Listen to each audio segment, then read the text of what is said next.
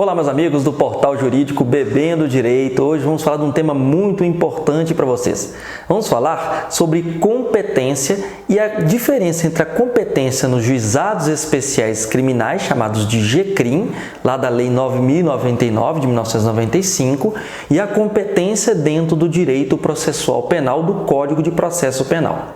Em relação ao GCRIM, que trata dos crimes de menor potencial ofensivo e as contravenções penais, e o crime de menor potencial ofensivo é aquele cuja pena não ultrapasse 2 anos, neste caso do GCRIM, a competência é determinada pelo local em que foi praticado o crime e não o local em que esse crime foi consumado. Ou seja, o juízo que irá julgar este processo relacionado ao crime do GCRIM ou contravenção penal dos juizados especiais criminais vai ser aquele em que foi praticada a ação penal, tá certo? E quando a gente fala de praticada a ação penal, nós estamos falando de teoria da atividade.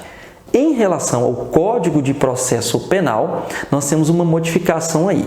A competência do Código de Processo Penal é determinada por diversos fatores. O primeiro deles, pelo lugar da infração, mas também nós temos pela natureza da infração penal, nós temos pela prerrogativa de função, conexão ou continência, que na verdade não são determinação de competência, mas modificação da competência e outros.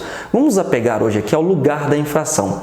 Dentro do Código de Processo Penal, quando a gente está falando de competência, nós estamos falando de competência pelo lugar da infração em que o crime foi consumado. Vejam a diferença aí. Quando a gente está pelo GCRIM, é onde se foi praticada a ação penal.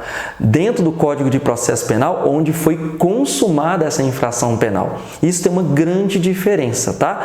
E aí a gente tem que lembrar que ainda que seja pela teoria do resultado, onde foi consumada a ação penal aqui do Código de Processo Penal, precisamente em relação aos crimes de homicídio, nós temos uma diferença aí. Os tribunais têm entendido que, embora o Código de Processo Penal, quando trata do lugar da infração para determinação da competência, fala que esse lugar vai ser onde o crime foi consumado, só lembrando, quando for crime tentado, tá, gente? É o ato onde foi praticado os últimos da execução ali, tá? O último local onde foram praticados os atos de execução. Nós estamos falando aqui do consumado.